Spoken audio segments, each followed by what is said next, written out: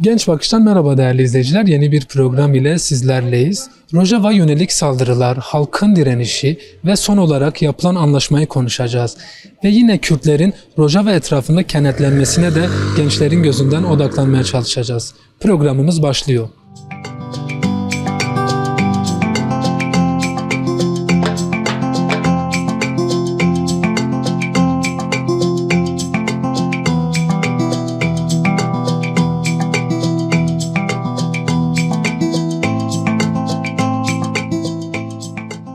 Rojava'nın Kürtler için önemi nedir?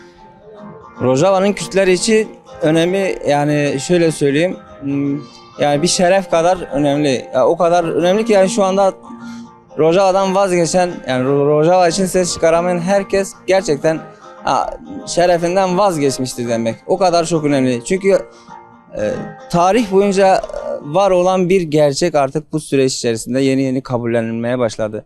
Ve Kürtlerin de artık bir dayanışma, birleşme, bir çatı altında yani bir araya gelmenin bir sebebidir Rojava. Yani o yüzden gerçekten bu süreç içerisinde yozlaşmış bütün Kürtler için söylüyorum. Birazcık kendilerine gelmeleri lazım. Birazcık tarihten ders çıkarmaları lazım. Tarihte var olan bir gerçek inkar edildiği süreçte bu süreç o süreç değil. Eskiden dediğimiz gibi şu an bu medya yok, sesimizi duyuran kimse yok. Dilimiz yasak, tarihimiz yasak. Bu tarihleri gerçeğe atacak bilim insanlarımız, tarihçilerimiz, yani önder insanlarımızın çektiği zulümler ortada. Bu süreç o süreç değil. Dünyaya sesimizi çıkarabileceğimiz bir şey var, kaynak var. Medya gibi bir şey var. Herkese hani Kürtlerin kim olduğunu, Kürtlerin var olduğunu, inkar edilen Kürtlerin artık bu süreçte kabullenmesi gereken Türkiye, Suriye, Irak, yani parçalanmış bir yerden artık böyle varlığını kabullendirmenin bence tam bir zamanıdır. O yüzden Rojava demek gerçekten insanın kendisi demek, Kürtlerin kendisi demektir. Peki Suriye Demokratik Güçleri ile Şam Geçici Hükümeti arasında bir anlaşma gerçekleşti. Siz bu anlaşmayı nasıl değerlendiriyorsunuz? Ben savaşa tabii ki kesinlikle savaşın durması, orada katledilen çocukların, kadınların katlinin durması güzel bir şey ama geçici Suriye hükümeti dediğin Jolani yani eski IŞİD yani. O yüzden diğerleriyle sadece dengeli bir işbirliği, yani güvenmek yerine diğer dengeli bir işbirliği daha şey gelir ve dediğim gibi bütün Kürtler için Rojava kırmızı çizgidir. Yani benim için de öyle ve sizin için de öyle, herkes için öyle. Size göre Rojava'nın Kürtler için önemi nedir? Rojava. Valla Rojava'da mesela Kürtler yaşıyor. Yani biz dedelerimizden, babamızdan duymuşuz. Kürtlerin hakkı var orada yani. Biz isteriz ki onların da hakkını versinler. Yani onlar da özgürce yaşasınlar. Yani bence bu yani bir sorun çıkmaz yani bunda. Bence daha güzel şeyler olur. Mesela Kürtlerin hakkı orada verilse, tanımlasa Rojava'da, oranın halkı da rahatlanır, öbür halklar da rahatlanır. Bunların da bir hakkı var. Yani verilsin, yani bunda bir şey olmaz. Yani bak yıllardır mesela ben 12 yaşımdan beri ben sokaklarda müzik yapıyorum. Mesela Kürtçe dilimi söylüyorum, Türkçe de olsun. Biz ayrımcılık yapmıyoruz yani ama bizim de haklarımız verilsin yani. Kürt de bir insandır. Hani Kürt'ün de bir duygusu var. İsteriz verilsin yani bu haklar. Bütün dünyada Kürtler Rojava etrafında kenetlendi. Yani bu Kürtlerin ulusal birliği, bu ulusal birliğinin sürmesi için neler yapılması gerekiyor? Ya şimdi zaten Kürtler bir olmuş yani. Kürtler hepsi bir olmuş. Yani burada bir zulüm var, burada bir haksızlık var. Yani sende vicdan varsa, eğer sen buna ses çıkarmazsan demek ki senin vicdan şeyin var. Yani Rojava'da mesela savaş var, katliam var, bu çocukları öldürüyorlar. Yani kimse buna sessiz kalmaz yani.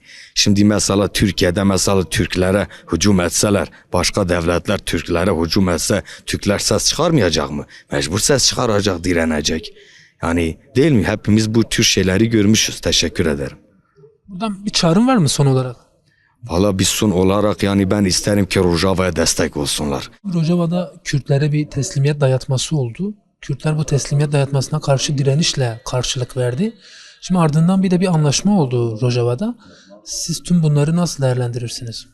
Şimdi bu teslimiyet dayanması hani nasıl diyeyim, dünyaca nasıl diyeyim bir komplo diyorum. Hani şu ana kadar destek verenler bir kereden destekini geri çekmeye çekti.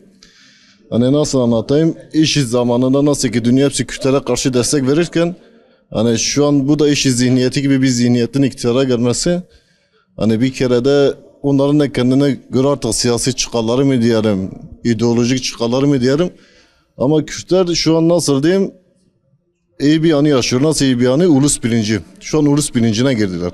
Hani 4 parça Kürdistan'ın da orada bedel vermesi, hani şu an 4 parça Kürdistan'ın da orası için ayaklanması, hani bir ulus bilincinin temelidir diyelim. Böyle. Bunun daha sürdürülebilir olması için neler yapılması gerekiyor? Yani Kürtler bütün dünyada Rojava üzerinden kenetlendiler, birlik oldular. Bunu kalıcılaştırmak için neler yapılması lazım sizce? Hani Başur gibi Irak Kürdistan bölgesi gibi bir referandum sistemi olursa, hani her halkın da nasıl diyeyim kendi gibi kendi kararlarını verme gibi bir otorite orada kurulursa iyi olur. O açıdan iyi olur. Bu süreç için Kürt Halk Önderi Abdullah Öcalan'ın rolü, etkisi sizce ne oldu, neydi? Hani onun etkisi ister istemez 4 parça Kürt'e de vurursan, 4 parça Kürdistan bölgesine vurursan etkisi bayağı bir çoktur. Hani bu barış sürecinin olması, yani şu ana kadar eğer Kürtler orada bir şey sahibi de olması, hani ister istemez etkisi vardır Önder Abdullah Öcalan'ın. Kürtler, Rojava, Kürtlerin neden kırmızı çizgisi? Yani Rojava'nın Kürtler için önemi nedir? Hani orada çok fazla bedel ödendi. Nereden bakarsan 15 bine yakın kızıyla erkeğiyle kan döküldü. Hani ister istemez bizim kanlarımız. Hani bizim Kürt halkının şeyi diyelim. Bir de 4 parçadan orada ayaklanmalar oldu. 4 parçadan oraya insanlar gitti. Hani kanlarını döktüler. Hani oranın önemi bizim için nasıl diyeyim çok büyük bir maneviyat.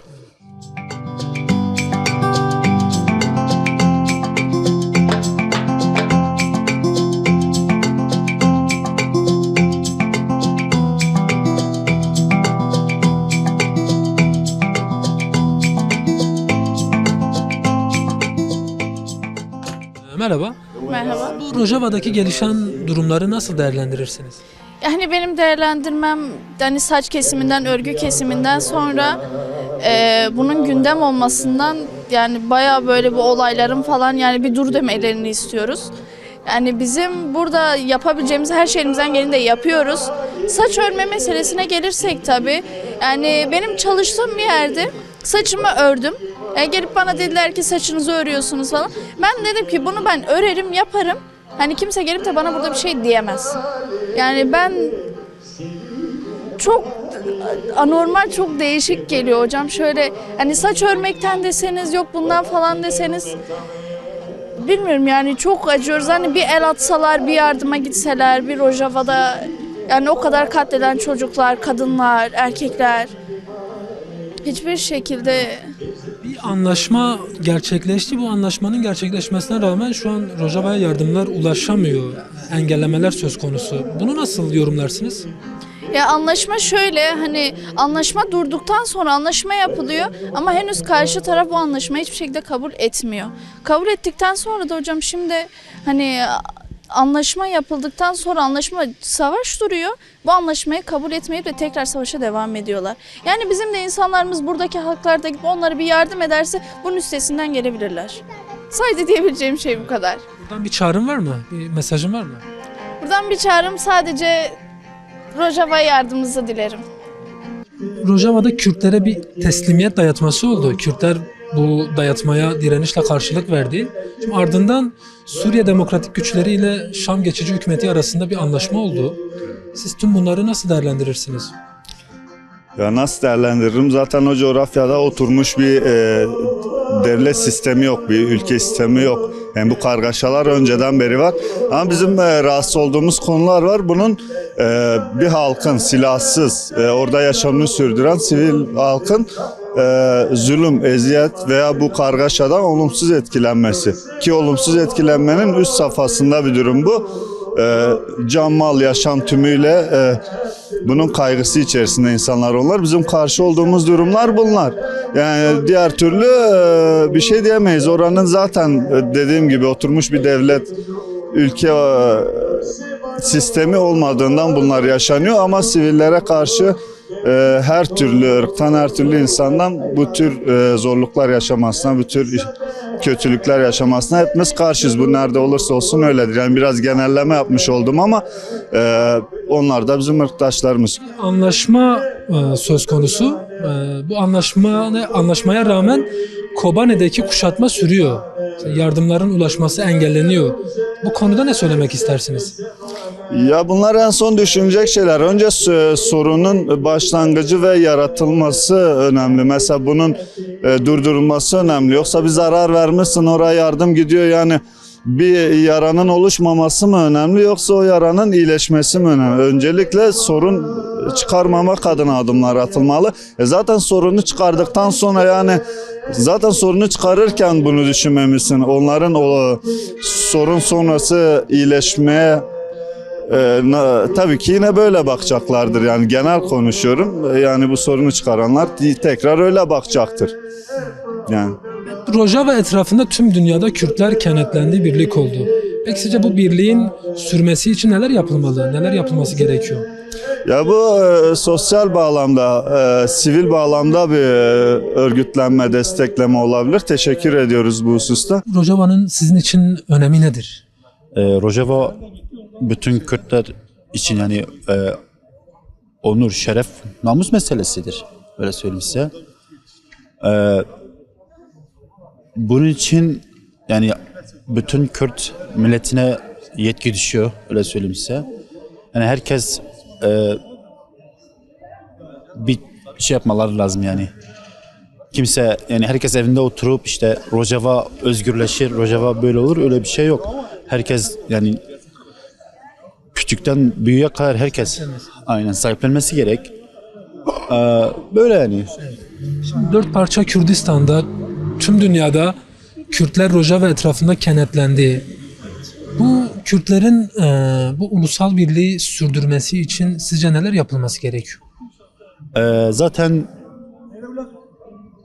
daha önce de aynı olaylar olduğu için mesela daha önce Kobani olayları zamanında o zaman yine aynı şekilde bir birlik şey oldu ama yine bu kadar güçlü bir kenetlenme yoktu yani öyle söyleyeyim size. Bu seferki çok güzel bir şey oldu çünkü her yerde mesela Kürtleri tanıyan mesela gerek ki Türkiye'de, Irak'ta ya da Rojava tarafında bir de Avrupa'da da mesela ayaklanmaları çok güzel bir tepkiye neden oldu. Yani öyle söyleyeyim ama yani Suriye geçici hükümetinin Kürtlerle anlaşmanın sebeplerinden bir tanesi de buydu zaten. Yani öyle bir ayaklanma olmasaydı büyük ihtimal zaten katliama yol açılabilir yani bir saldırı bir şey olur ama Amaçlarına ulaşırlardı. Evet. bence Yani bu ulaşamazlardı ama yine de yani çünkü güveniyoruz yani oradaki savaşçılara güveniyoruz. son olarak bir çağrım var mı? Bir olalım beraber yani her şeyin mesela nasıl söyleyeyim size bir şeyi yapmak için beraber olunması lazım. Tek yani herkes evinde oturup işte bugün benim başıma bir şey gelmesin yarın diye bir şey olmaz yani. Bugün mesela biz Rojava'da örneğin Bakur'da mesela beraber olundu mu her şey yani sonuçlanır yani güzel bir şekilde sonuçlanır.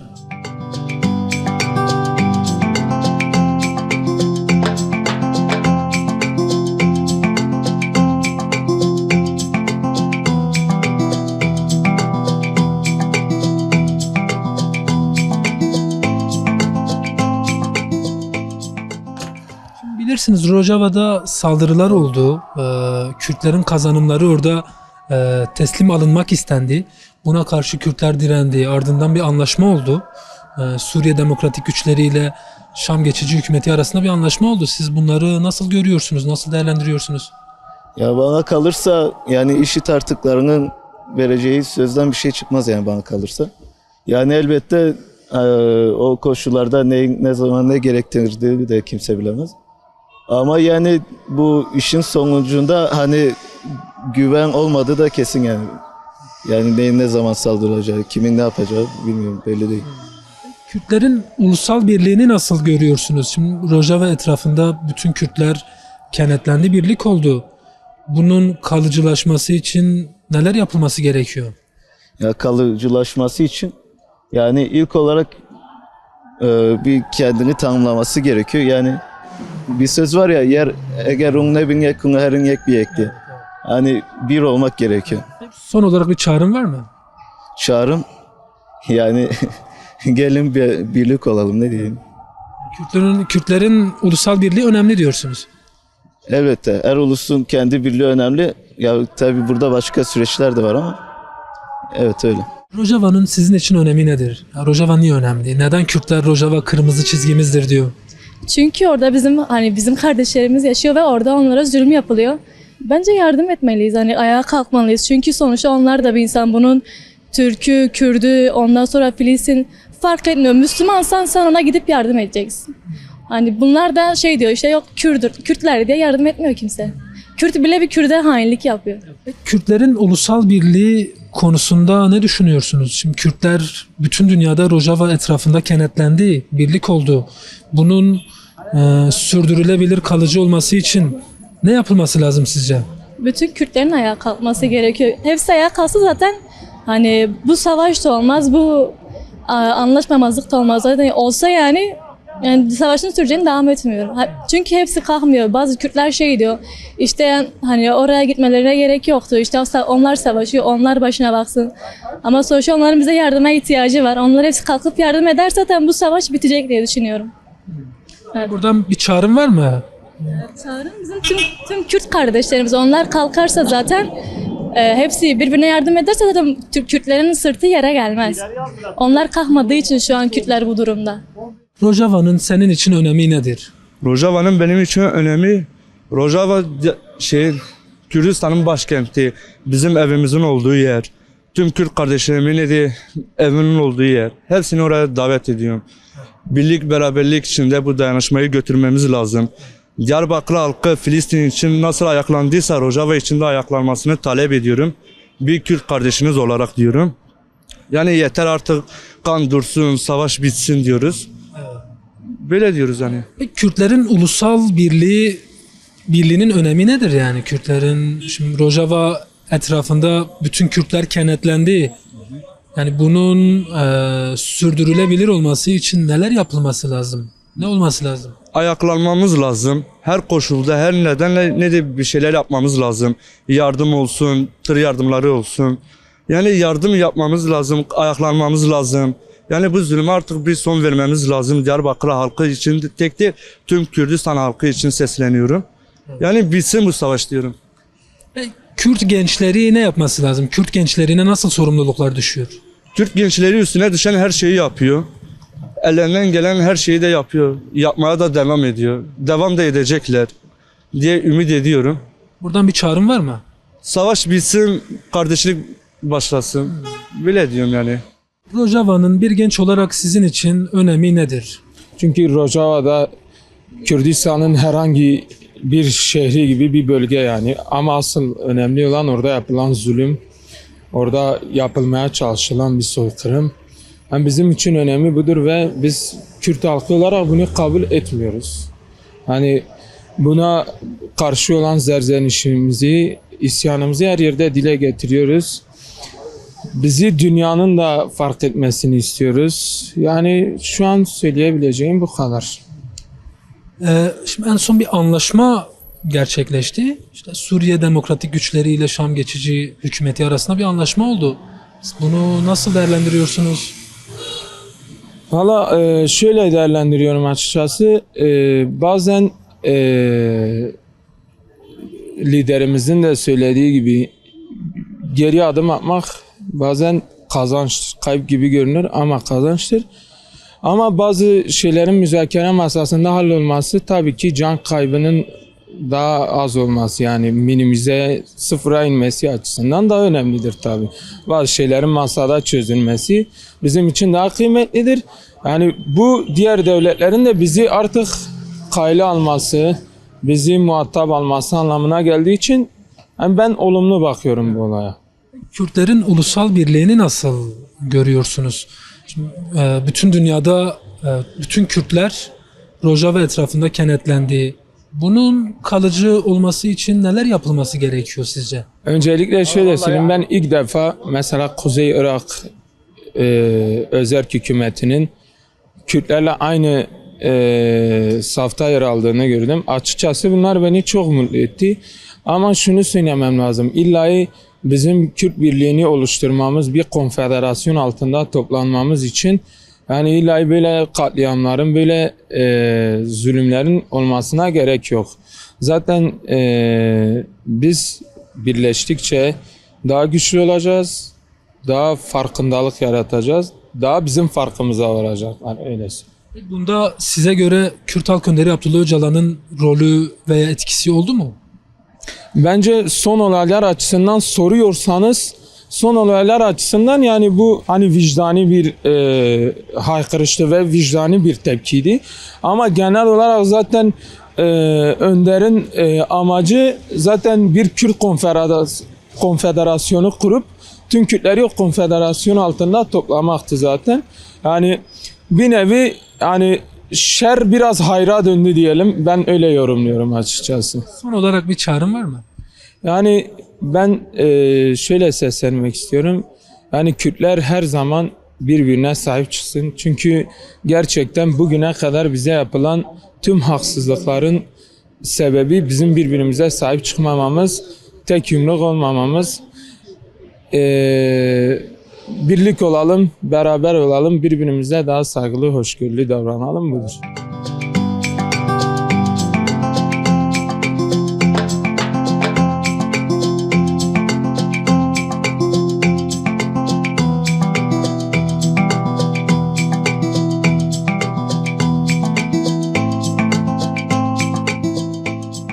Şimdi Rojava'da Kürtlere bir teslimiyet dayatması oldu. Kürtler bu teslimiyet dayatmasına karşı direnişle karşılık verdi. Ardından Suriye Demokratik Güçleri ile Şam geçici hükümeti arasında bir anlaşma gerçekleşti.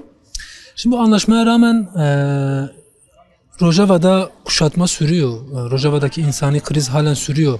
Siz tüm bunları nasıl değerlendirirsiniz? Yani ben şöyle değerlendiriyorum. Uluslararası güçler zaten belli bir yere kadar kendi çıkarlarına hizmet ettiği doğrultuda yani bölgeyi şekillendirmeye çalışıyor. Bu noktada demokratik özellik, demokratik konfederal yönetim yani daha çok halkın kendi kendini yönetmeye bağlı olduğu için uluslararası güçler bunu bir yere kadar müsamaha gösterdi. Yani özellikle Türkiye'nin kendisinin öncülük ettiği ve uluslararası güçlerin de anlaşarak beraber yani beraber şeyin HTŞ'nin başa gelmesine izin verildi. Yani bu noktada ne yapıldı? Yani Kürtler daha çok işte Kürtler daha çok mesela bulunduğu bölgeye çekilmek zorunda kaldı. Aslında bu bir teslimiyet değildi ya da işte Sayın Abdullah Öcalan'ın paradigmasının boşa çıktığı anlamı taşımıyor. Bu kesinlikle öyle bir şey olarak anlaşılmamalı. Çünkü nedir? Yani bu sadece Kürtlerin bulunduğu bölgelere geçiş oldu. Eğer öyle olmasaydı yani Kürt halk önderinin dediği gibi büyük bir katliam olacaktı yani orada. Kürtlerle Arapları karşı karşıya getirmeye çalıştılar. Kürtler de SDG Kürtlerin olduğu bölgeye çekilerek bu planı biraz boşa çıkardı yani. Onu söyleyebiliriz. İkincisi olarak da kuşatma yani şu anda her ne kadar Kürtlerle HTŞ arasında bazı anlaşmalar olmuş olsa da sahada bazı pratik eksikliklerin olduğunu görüyoruz yani. Yani bu devam ediyor. Bu ne yazık ki bu süreç devam ediyor.